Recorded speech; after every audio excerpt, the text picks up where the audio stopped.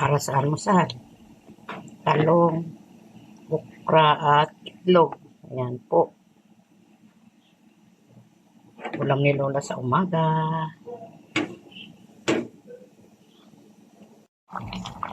Dagdag pa natin yung talbos ng kamote. Ayan, talbos ng kamote. Ayan po. Para sa almusal ni Lola. Namin ni Punso. Pakuluan na lang natin kunti ito. At hahanguin na.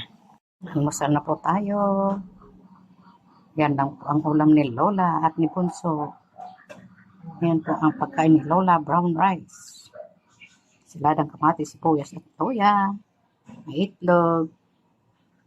Talbos ng kamote. Talong at okra.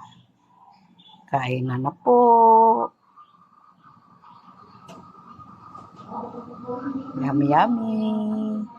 Thank you for watching.